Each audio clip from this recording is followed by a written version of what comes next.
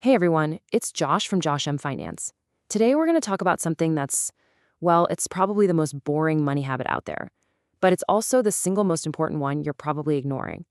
So let me just start with a simple question. And I want you to be really honest with yourself here. If your income just stopped today, not next week, not tomorrow, but right now, how long would you actually be okay? How long before that sinking feeling in your stomach starts to kick in?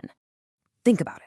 Would it be about a week? Could you even cover the essentials, food, rent, just the basics for 7 days?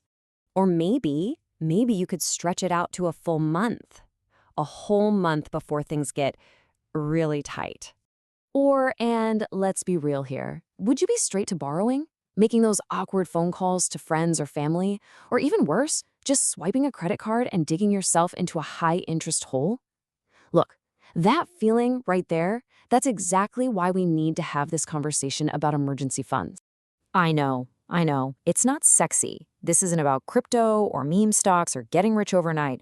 But I'm telling you, boring is exactly what you'll be thanking your past self for when life does what it always does and throws a wrench in your plans. So let's get into it. All right, so first things first, let's define our terms and get super clear on what this financial fortress actually is. So, what is an emergency fund? It's really simple. It's just a pile of cash that you've set aside specifically for when life gets messy and unpredictable. Think of it like your own personal financial firefighter, just sitting there, ready to put out any fires that pop up. And we need to be really specific here. We're talking about real emergencies. Things like, suddenly losing your job, or getting hit with a massive medical bill out of nowhere, your car suddenly dying on you, or a true family emergency that you have to deal with. These are the kinds of things that can totally derail your life if you're not prepared. And you know what's just as important? Knowing what this money is not for, okay? This is not your, I've had a tough week, I deserve a trip to the beach fund.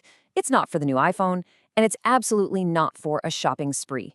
The second you start confusing those things, you basically just tear a hole in your own safety net. Here's a good way to think about it. It's like financial insurance, but you're your own insurance company, right? There's no 1-800 number to call, no mountain of paperwork to fill out, no one you have to beg to approve your claim. You just approve it yourself. You're the boss. Okay, so you've probably heard this rule of thumb everywhere, the 3 to 6 month rule. But what does that actually mean? And why those numbers?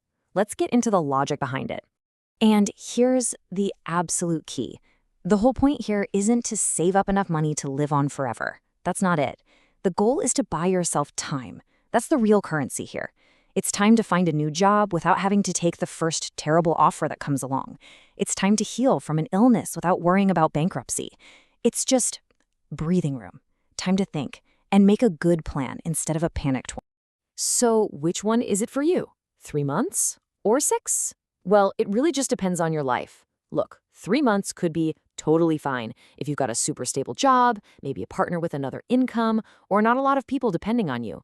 But if your income is all over the place, maybe you're self-employed, or you're the only one bringing in the money for your family, yeah, you're going to want to lean more towards that 6-month mark. It's not a moral judgment, it's just about being honest about your own situation. Okay, let's make this real. To figure out your target number, you have to know what it actually costs for you to live for 1 month. And I mean the bare essentials. We're talking your rent, your groceries, getting to work, utilities, and just the minimum payments on any debts you have. Nothing extra. So in this example here, it all adds up to $4,000 a month. We'll call that your survival number. So using that $4,000 survival number, your 3-month goal is pretty simple math. It's $12,000. That's your first big target. And then for your 6-month goal, that's your fully built financial fortress. We're talking $24,000. And I want you to see these not just as numbers, but as what they really are. Months of breathing room. Months of peace.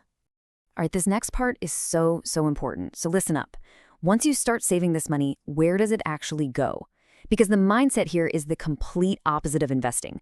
We are not chasing high returns. We are chasing 2 things. Safety and easy access. That's it.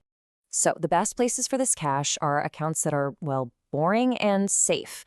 A high-yield savings account is probably your best bet. Right now you can find them paying around 4%, which is great. Money market accounts are another good option. The main thing is that you can get your hands on that money fast, like in a day or 2 with 0 penalties. It has to be liquid. And that right there tells you exactly what to avoid. Please do not put your emergency fund into stocks. Don't put it in crypto. Just don't. Why? Imagine this.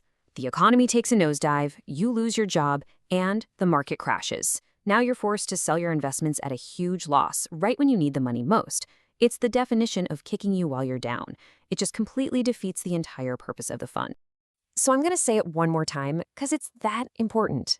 This money is supposed to be boring. Its job isn't to do fancy tricks and make you rich. Its only job is to sit there quietly and be ready for you the second you need it. That's it. Now, I know what a lot of you are probably thinking. Josh, that's great, but $12,000? $24,000? That sounds impossible. I don't have that kind of money lying around. And look, I get it. You are not alone in feeling that way. So let's break down a realistic step-by-step plan to actually build this thing from scratch.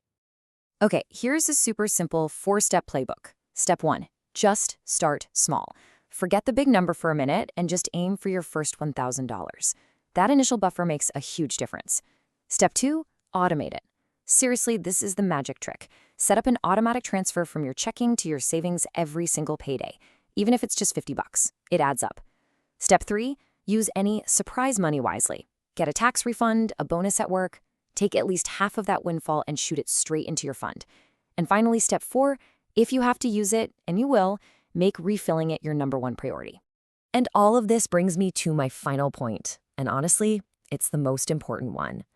The return on investment for your emergency fund isn't measured in dollars and cents.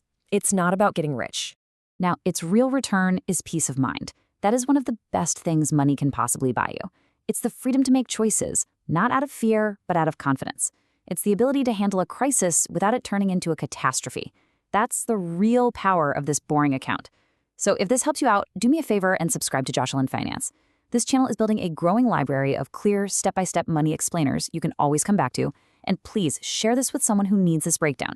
Thanks for your time, and I'll see you on the next one.